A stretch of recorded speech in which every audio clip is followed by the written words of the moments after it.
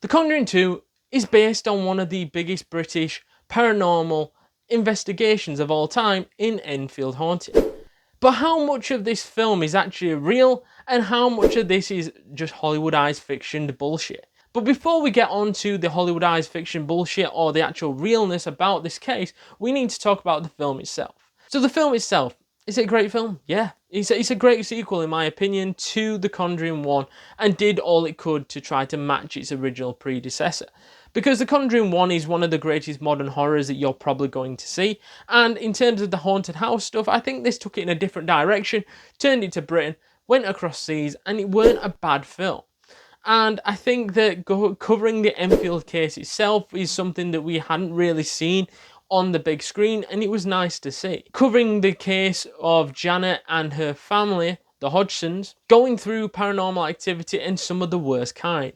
Janet experienced voices and experienced what it was like to be under this control of Bill Wilkins and was able to talk like Bill Wilkins, or the voice came out of her, and she was thrown, objects was thrown around the house. Things like that were seemingly on the play in this film. And then come the heroes, the Warrens, to save the day after hearing about this paranormal case, getting all the speculation, they go investigate. So what's real and what's not real? So starting off obviously with the house. The house is real, and I can tell you it is 100% real. And the Hodgson family is real, and Janet is too. Whether or not people believe her story, that's a different matter, but the story of Janet doing the whole photograph where she's looking like she's being pushed or jumping midair, whichever way you lean, that is also something that's realistically expressed in the film. And also the Enfield Haunting TV show, which if both of them are saying it, normally that means that there might be some element of truth there. Maurice Grosse as well, pivotal figure in both of those, is also a pivotal part of the investigation in real life. And he does it, and he's very seriously, emotionally connected to the case, and seemingly has that seemingly very close bond with it and never seemed to let it go. That investigation is all real, and the objects being thrown around is all real. This is where it gets a little bit funky though.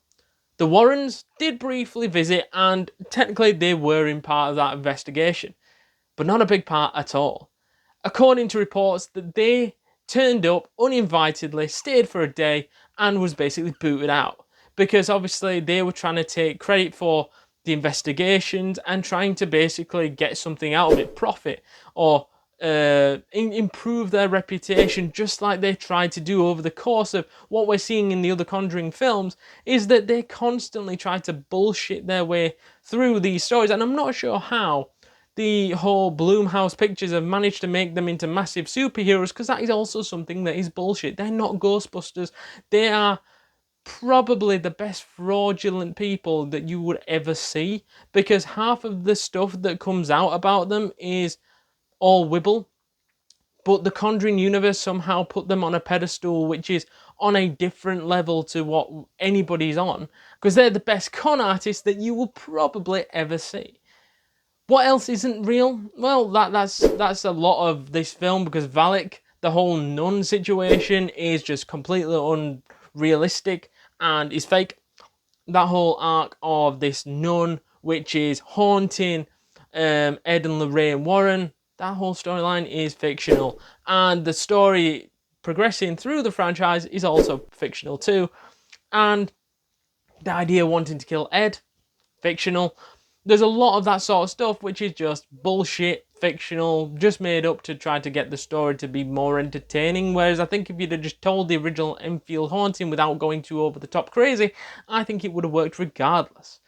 But, you know, bringing Valak in, fair enough. They did have press, they did have a lot of media coming around, and a lot of people speculating that there were a lot of faking. That is also true, of Janet potentially faking. She did admit later on that in the film it sort of covers this as well, that she did fictionalize certain things where she'd faked one or two things that happened in the house. And let us know your thoughts down in the comments down below. Have I dissected it enough, and is there something that I've missed that was real or which was faked about this entire film?